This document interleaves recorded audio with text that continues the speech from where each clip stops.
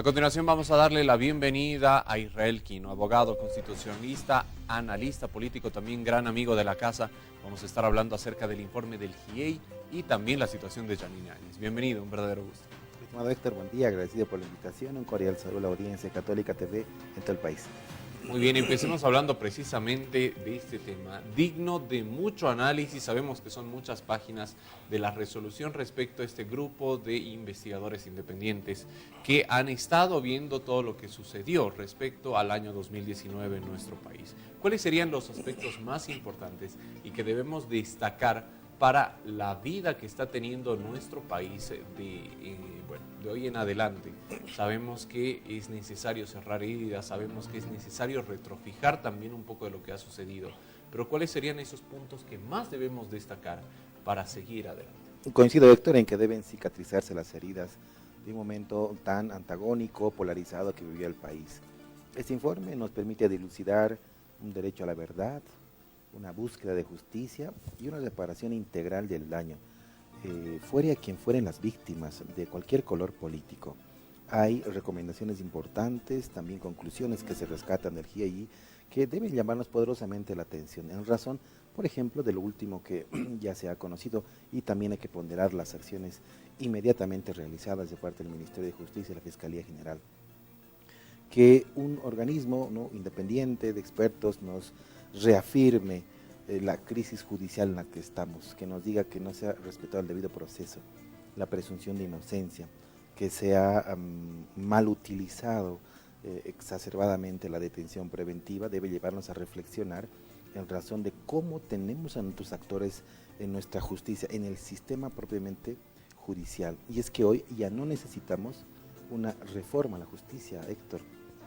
Hoy debemos reestructurar el sistema judicial, y esto es identificar a los mejores actores, fortalecerlos, y del otro lado, extirpar ese cáncer que tiene ese sistema judicial para lograr reestructurar vía destitución, la forma que fuere, para reestructurar nuestro sistema judicial. Lo otro, esa reparación integral debe convocar a toda la institucionalidad democrática en el país, llámese Estado, ministerios, policía, Fuerzas Armadas, sistema judicial, fiscalía, Ministerio de Salud, porque hay temas también de salud que se abordan, que deben generar la reparación integral en razón de las víctimas. Y los casos que no se han investigado, ¿no?, ya fuera en el momento del señor Evo Morales cuando era gobierno, de la señora Áñez cuando era régimen de transición, también deben investigarse en el marco, ¿no?, de el debido proceso y la transparencia que todos esperamos, porque debemos cicatrizar heridas, que se investiguen determinando responsabilidades. Lo más alarmante, Héctor, en mi percepción del informe, las ejecuciones sumarias extrajudiciales. La tesis que en su momento de la vigencia del Decreto Supremo 4078, que nos decían que iban a hacer volar la planta de Sencata, no tuvo ningún asidero. Había total desproporcionalidad en el uso de la fuerza, y en una ejecución sumaria, Héctor, significa salir a matar, ni siquiera en una posibilidad de enfrentamiento, ¿no?, en el que hay un grupo de una fuerza combinada policial militar que a título de disuasión del conflicto, manifestantes. No hubo posibilidades de enfrentamiento, sino que salieron a victimarlos por las espaldas, a ejecutarlos. Eso significa una ejecución sumaria extrajudicial. De allí, tanto el Ministerio de Gobierno como el Ministerio de Defensa deben identificar a esos actores y, por supuesto, en razón de lo que significa nuestro procedimiento penal. El autor inmediato, el que ejecuta la operación, inmediato. Pero el autor mediato, el que les da la carta blanca para ejecutar, que son quienes han firmado el Decreto Supremo, deben ser investigados. Muy bien. También hay al momento dos personas que estarían siendo principalmente señaladas. Nos referimos a dos exmandatarios, puesto que se ha afirmado de que hubo vulneración de derechos humanos dentro de los mandatos, tanto de Evo Morales como Janine Áñez. El ministro de Gobierno ha afirmado que evidentemente habría habido excesos dentro de precisamente los derechos humanos en el mandato de Evo Morales, pero esto no sería razón necesaria ni una razón válida para que se le inicie un juicio de responsabilidades. ¿Cuál sería la perspectiva que deberíamos manejar? Y además, ¿qué es lo que establece el GIEI respecto a las responsabilidades de estos dos actores políticos? Hay hechos que todavía restan por generar investigaciones objetivas, Montero, Playa Verde, Vila, ¿sí? Precisamente. Hay entonces también decesos, ¿no? Violaciones a derechos humanos que se realizan en determinados momentos, y ahí tú identificas que es correcto, porque el GIEI investiga del 1 de septiembre al 31 de diciembre, y es que en septiembre también estaba en ejercicio del mando el señor Evo Morales, y lo que haya ocurrido en su gobierno, al momento de movilizar o no fuerzas combinadas, aunque el señor Evo Morales nunca movilizó fuerzas combinadas, movilizó la policía en momentos para disuadir. Solamente en el régimen de transición hubieron fuerzas combinadas, operaciones conjuntas, Guayani y Sencata, ¿no?, en las que la policía participa con las Fuerzas Armadas. Si en esos dos momentos hubieron violaciones a los derechos humanos y que un ente independiente como el GIEI nos recomienda reaperturar casos e investigar de manera objetiva, se lo debe hacer en el marco de la determinación de las responsabilidades. Y decía un momento, a un principio, el daño que se haya generado a la vulneración de derechos humanos debe ser integral bajo el principio de universalidad, y esto es absolutamente para todos, no es discriminar a los unos que son determinado color político y no para los otros, ¿no?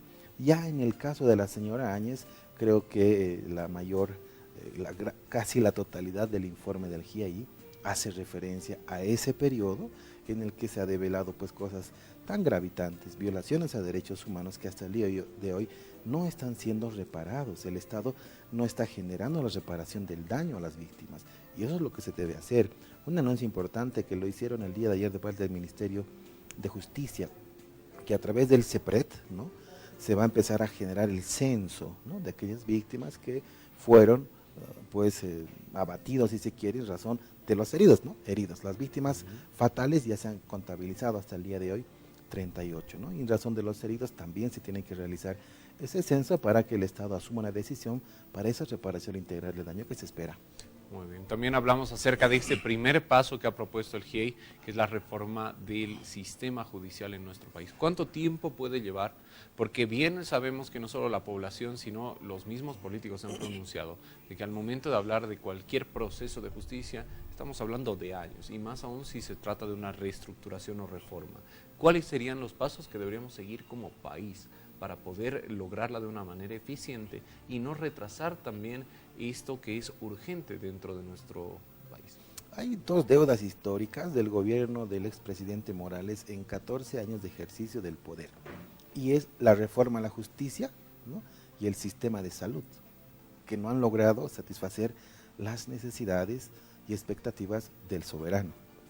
Hoy tiene una oportunidad importante la izquierda, que ha reconquistado el poder político en el país y que a través del gobierno del presidente Arce Catacora puede generar una serie de decisiones políticas primero, ¿no?, para reestructurar un sistema judicial que está totalmente dañado, que está en una crisis aparentemente insalvable, porque no lo decimos solamente nosotros que estamos internamente advirtiendo una serie de aparentes irregularidades, ya lo dicen organismos internacionales y no es la primera vez. Entonces deben generarse, creo yo, mecanismos primero legales de reestructuración y que de manera inmediata pueda recalificarse a los actuales administradores de justicia, y quienes no estén aptos, calificados, actualizados en la administración como operadores, destituirlos.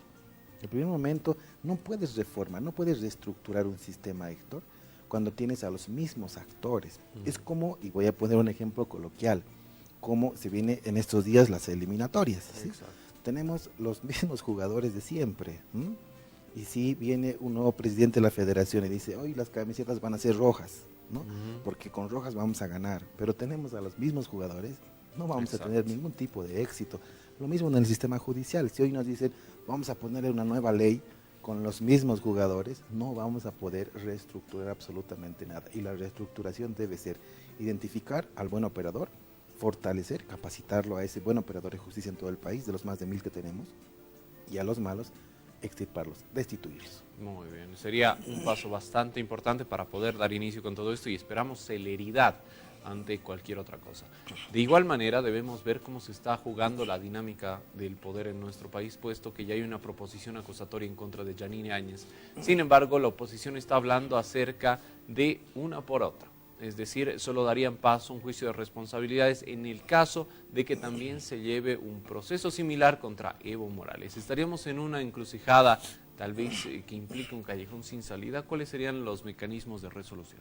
Sí, hay que diferenciar, ¿no?, la situación procesal de ambas personas. El señor Evo Morales en este momento no tiene procesos judiciales aperturados en nuestro ordenamiento jurídico interno, menos en el grado de juicios de responsabilidades. No los tiene. No, ¿y cómo se inicia un juicio de responsabilidades, Héctor? Con una proposición particular, ¿no?, una acusación que hace un ciudadano, un grupo de ciudadanos, ante el fiscal general. El fiscal general evalúa la pertinencia y a partir de ahí se inicia lo formal de un juicio de responsabilidades. En este momento no existe en razón del señor Evo Morales.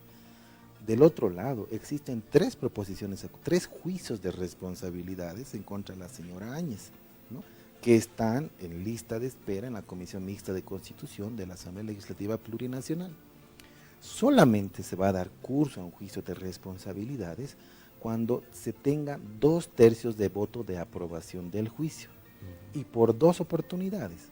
Si en un primer momento se convoca a sesión de asamblea y hay una primera votación de 2/3 y no se logra lo que requiere el reglamento, van a una segunda votación. Si en la segunda votación no se logran los 2/3, el proceso se archiva, Héctor. No hay más responsabilidad, ¿no? Entonces, por eso es una decisión política, ¿no?, generar la reparación del daño moral, por lo menos, a las víctimas. Y las autoridades en este momento políticas que se componen la Asamblea, el MAS, Creemos y Comunidad Ciudadana, tienen la obligación moral de responderle al pueblo. Y en un juicio, y no significa que se aprueba un juicio de responsabilidades para condenar a la señora Áñez. Va a ir a un Tribunal Supremo de Justicia donde va a ser juzgada. Y allí la señora Áñez podrá defenderse, utilizar todos los mecanismos jurídicos para que un tribunal colegiado, 9 ministros del Tribunal Supremo, la juzguen. Y allí pues demostrará. Y si no hay responsabilidad, Héctor, no hay por qué temer. Pero hay un filtro político importante que en este momento debe generarse y debe optimizarse, ¿no? Es una decisión política, ¿no?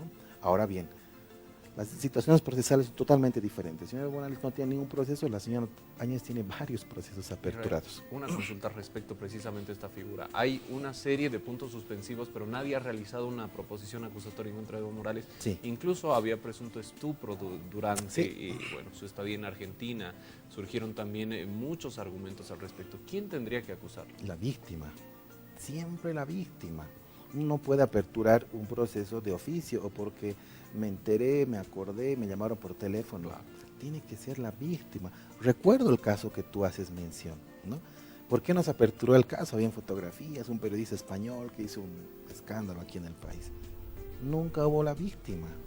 Si la víctima se apersonaba a denunciar, había el proceso aperturado. Nuestro sistema procesal penal es así, no puede aperturarse un proceso sin víctima, ¿no? Del otro caso es diferente, hay 38 víctimas, Héctor. Bueno, definitivamente es un tema que estamos seguros de que se va a desarrollar dentro de la Asamblea. Tendrá también una directa proporcionalidad con la dinámica del poder que tengamos referente a las bancadas de oposición y del oficialismo. Sin embargo, veamos cuál es la situación al momento de la expresidente Yanine Áñez. Este intento de suicidio realmente ha dado la vuelta al mundo y estamos seguros de que está preocupando a las personas de oposición, pero también ha provocado una respuesta del oficialismo.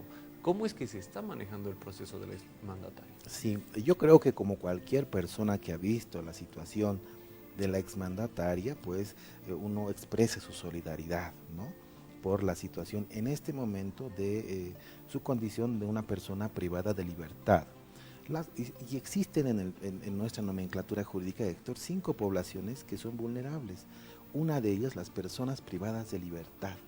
Por ello, tras la visita de Naciones Unidas en la víspera, se hace una recomendación al Ministerio de Gobierno, de allí depende la Dirección General del Régimen Penitenciario, para que la atención sea integral pero con perspectiva de género.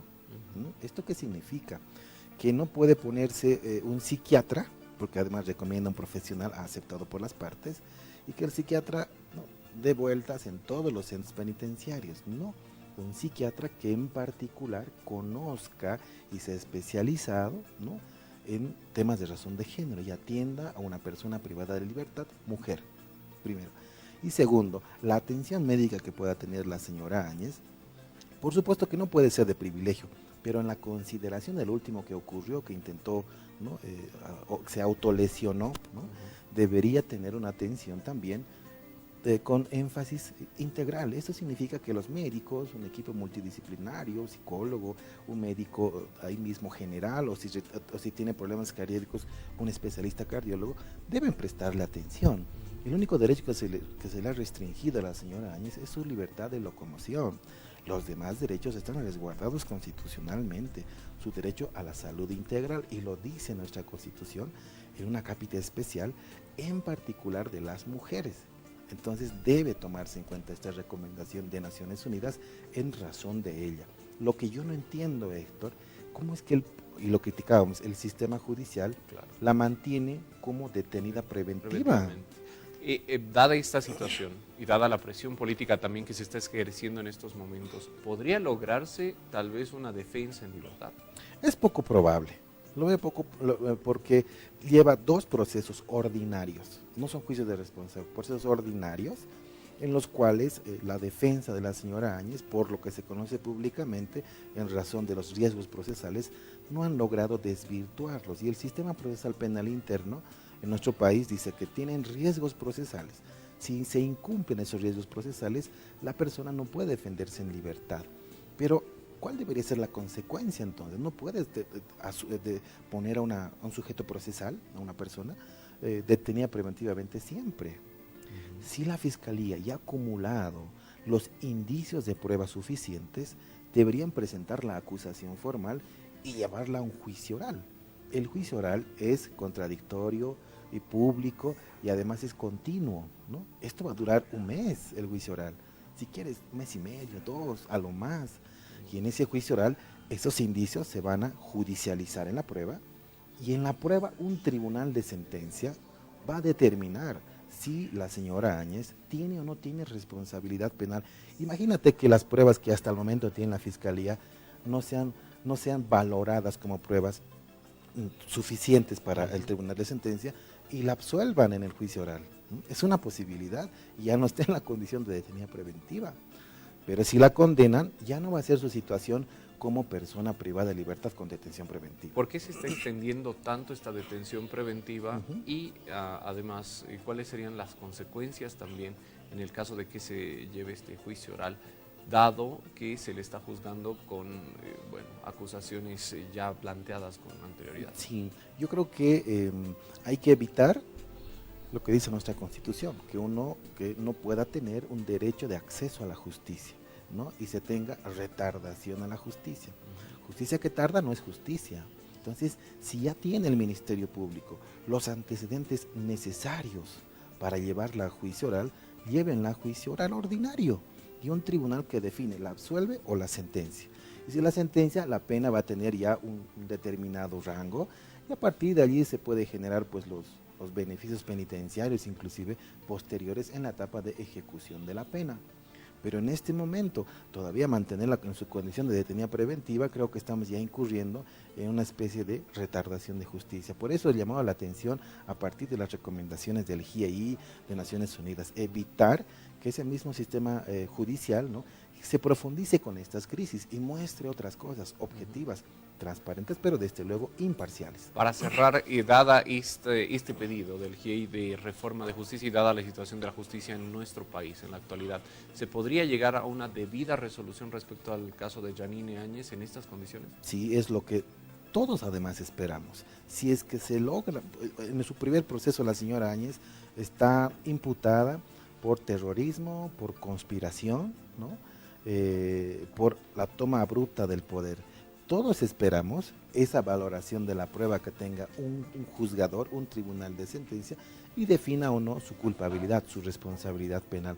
Si no es suficiente lo que ha acumulado la Fiscalía, Entonces existen preocupaciones vanas, porque si no se prueba en un juicio oral estos indicios probatorios del Ministerio Público, entonces difícilmente se va a generar la responsabilidad contra la señora Áñez. Pero si es que sí se determina, es la verdad que todos esperamos saber, ¿no? Y si hubo un quebrantamiento del orden constitucional por la forma abrupta que tomó el poder político, entonces deberá decir lo que dice nuestro Código Penal, una cantidad de años de pena, ¿no?, en razón de quienes ejecuten aquello, pero lleguen al final, no estemos tardándonos en etapas. Esta es una etapa preparatoria. Exacto. Hay que llevarla a un juicio oral y en juicio oral que se defienda. Muy bien, estaremos atentos a cómo se dé esta resolución, también a la salud de la exmandataria, que bueno, bien sabemos que ya está teniendo medidas para poder, en todo caso, tener un bienestar y por sobre todo una estabilidad psicológica. Queremos agradecerte, Israel, por la visita. Agradecido por la invitación, estimado Héctor. Bendiciones en sus hogares. Buenos días. Muy bien, como siempre, sea el mejor informado junto a nosotros. Es momento de realizar una breve pausa. Aguárdenos que enseguida continuamos con más de su revista Buenos Días.